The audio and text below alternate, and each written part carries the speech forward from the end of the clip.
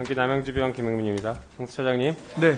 지금 공수처 인력 충원을 계획하고 계신데 정치적 중립의 의심을 받지 않도록 각별히 유의해서 인력을 충원해 주시기 바랍니다. 네. 예를 들어서 수사 역량과 정치적 중립이 서로 충돌한다면 어떤 걸 우선시하겠습니까? 정치적 중립을 우선시하시겠습니까? 인력 충원할 때? 예. 네, 그렇게 해주십시오. 네. 자, 공수처에 지금 특활비 쓰고 계십니까? 예. 어느 정도 규모입니까? 저희가 제가 알기에는 아마 올해 1억 원 약간 넘는 정도로 알고 있습니다. 네, 알겠습니다. 그 부분은 저희가 나중에 다시 또 한번 보겠습니다. 자, 자료화면 보시죠. 대장동 사건 지금 뭐 계속 얘기하시는데요. 이게 참 말이 안 되는 얘기를 자꾸 이제 문제 제기를 하니까 문제가 있는 것처럼 보입니다. 그 배임 얘기가 나오고 있는데 지금 보시는 것처럼 대장동 개발 사업은 성남의뜰이라는 그 SPC를 만들어서 한 것이고, 보시면 성남시가 전체 수익금 중에서 5,503억 절반이 넘는 금액을 수익을 가져갔습니다. 그것도 확정으로 가져갔습니다. 그런데 이게 사업이 부동산 가격이 올라서 수익이 많이 나니까 민간에서 4,040억 정도의 수익이 난 것이죠. 이 민간에서 4,040억 정도 수익 난 것을 왜 더 가져오지 못했느냐라는 걸 자꾸 문제 제기하는데, 만약에 더 가져오는 것으로 계약을 했다라고 하면 리스크를 부담해야죠. 손실에 대한 리스크를 부담해야 수익에 대한 더 추가 수익을 가져올 수 있는 것 아니겠습니까? 그건 너무 당연한 거 아닙니까, 차장님? 자, 이런 걸 가지고 우리가 배임이다라고 판단하기는 매우 부적절하다. 특히 확립된 판례들에 의하면 경영자들의 경영 판단을 배임죄를 적용함에 있어서 경영 판단, 고도의 전략적이고 경영의 그 성실 의무를 충분히 다했다라고 하는 경영 판단이 충분히 보장되고, 그 경영 판단 하에 성실하게 임무를 수행했다라고 하는 배임죄 성립을 인정하지 않고 있습니다. 맞습니까? 그 부분은? 그 배임죄 성부에 있어서 경영 판단의 법칙이 고려가 된다는 것은 저도 알고 있습니다. 네, 맞습니다.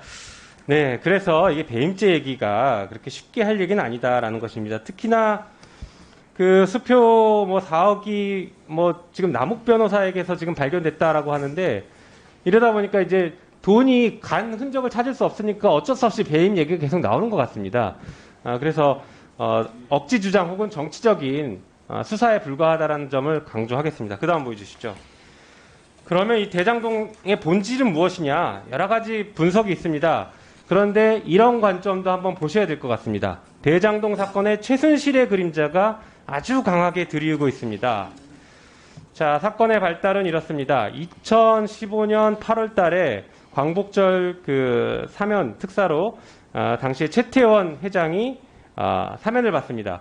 그런데 박근혜 특검에서 2017년경에 확인한 바에 의하면 박근혜와 최태원이 사면 거래를 했다. 교도소 녹음 파일을 확보했다. 이런 보도가 있습니다. 다시 말해서 이 사면은 단순 사면이 아니라 어떤 대가 관계가 있는 사면이었다는 거예요. 그 당시에는 경제 살리기에 나서야 한다라는 게 거래였다, 거래 대상이었다 이렇게 알려졌는데, 지금 보니까 그것을 넘어서는 것 같다는 생각이 듭니다. 자, 왜 그러냐면 최태원 회장의 동생인 최기원 SK 행복나눔재단 이사장이 2016년과 2017년경에 이 대장동 개발 사건의 자산관리회사인 화천대유의 운영자금으로 457억 원 정도를 대여합니다. 그러니까 직접 대여하는 건 아니고 중간에 회사를 하나 끼고 키넨파트너스라는 회사를 끼고 그 회사를 통해서 운영자금을 대여를 해줍니다. 자, 그런데 그 다음 페이지 보여주시죠. 그런 운영자금 대여했으면 잘 돌려받아야 되는데 이상합니다. 키넨파트너스 2020년 연결감사 보고서를 보면, 이게 오타인데 2020년입니다. 보면 2019년에 70억 원을 상환받았습니다. 70억을 화천대유로부터 2019년에 상환받습니다. 그러면 투자한 최기원 씨가 일부 배당을 받거나 투자금을 회수해야 되는데, 2021년 9월 24일 이때 인터뷰를 기준으로 보면 아직까지 원금은 물론 이자도 제대로 받지 못했다고 하고 있습니다.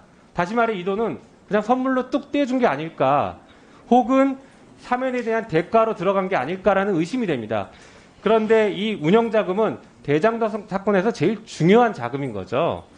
대장동 사업이 성공함에 있어서 화천대유의 운영자금은 필수적인 것이고, 이 많은 수익을 낼 수 있게 하는 시드머니 개념이 될 수 있습니다. 그런 돈을 빌려주고 한 푼도 지금 돌려받지 않고 있어요. 화천대유로부터 중간에 있는 키넨 파트너스는 70억이나 받았는데 한 푼도 지금 돌려받지 않고 있다고 합니다. 매우 이상합니다. 앞장 다시 가주시죠. 거기서 끝나는 게 아닙니다. 이경재 변호사가 화천대유에 고문으로 들어갑니다. 이경재 변호사는 어떤 사람이냐? 2014년경에는 정윤혜 씨의 변호인, 최순실 씨 남편이죠. 그리고 2016년 9월엔 최순실을 변호합니다. 그런데 이분이 화천대유에 고문으로 5년 동안 고문을 했다. 이렇게 인터뷰를 해요. 그 5년간 고문을 했다는 시기를 역산해 보면 대략 2016년 혹은 2017년 정도 됩니다. 이 무렵이면 지금 SK가 방금 최기원 씨가 화천대유 운영자금을 빌려주고 이경재 변호사는 그 무렵, 그 전후로 화천대유에 고문으로 들어가서 그 자금이 제대로 돌아가는지를 관리하는 역할을 했을 가능성 있어 보이지 않을까 싶습니다. 이 부분에 대해서도 지금까지 나온 관점과 다르게 좀 보셔야 된다라는 취지로 잘 보셔야 됩니다. 거기서 끝나는 게 아닙니다. 제일 중요한 인물 중에 하나는 곽상도 의원이 나오죠. 곽상도 의원 아들에 대해서 50억 원이 지금 퇴직금으로 지급됐다라고 하고 있습니다. 게다가 화천대유에서는 후원금 쪼개기처럼 보이는데 후원금을 2,500만 원씩 몇 년째 지급했다라고 하고 있습니다. 그런데 이게 단순히 그냥 간 게 아니다라는 의문이 듭니다. 또 최순실 씨랑 연결이 돼 보입니다. 2013년 3월 10일경 그 최순실 씨의 그 외장하드에서 발견된 2013년 3월 10일경의 파일에 보면은 민정수석실 동향 보고 문건이라는 게 나옵니다. 다시 말해서 최순실 씨가 민정수석실의 동향 보고 문건을 그 무렵에 받아봤다라는 것인데 그 무렵에 민정수석이 곽상도였습니다. 그러니까 지금 이 돈이 흘러가고 돈이 흘러가고 돈이 투자가 되고 돌려받지 않고 하는 이 그림 속에서 그리고 50억이라는 돈을 갑자기 띄워주는 이 그림 속에서는 최순실이 매우 중요한 인물로 등장합니다. 그렇지 않습니까? 이런 사건을 가지고 과연 그 이재명 지사의 배임이다. 여기 어떻게 끼어들 수가 있습니까? 당시에 박근혜 정부 이재명 지사 어떻게든 그 당시 성남시장에서 어떻게든 죽이려고 했던 그런 상황이었는데 여기 어떻게 끼어들 수 있겠습니까? 게다가 미래저축은행 김창경 회장도 등장합니다. 2012년경에 곽상도가 변호인으로 있었던 분인데 변호인을 했는데 이 김창경 씨의 차명 보유, 그러니까 명의신탁된 토지에 최순실 씨의 아버지인 최태민 씨의 묘가 있습니다. 그리고 그 땅에는 최순실 씨와 최순실 씨 언니가 소유권 이전 등기 가등기를 해뒀습니다. 이 굉장히 수상한 관계의 사람들이 이렇게 다 등장하는데 이 사람들이 집약적으로 대장동에 돈을 들어가고 수익을 얻는 구조, 누구는 돈도 돌려받지 않는 구조, 이런 매우 이상한 구조가 있습니다. 여기에 대해서 철저하게 한번 검토해 주시기 바랍니다. 예, 저희가 수사 중인 사건이 아니고 하여간 경찰에서 수사 중인 사건이라 제가 뭐라고 말씀드릴 입장이 되지는 않는 것 같습니다만 하여간 알겠습니다. 예, 유념하겠습니다. 네, 다음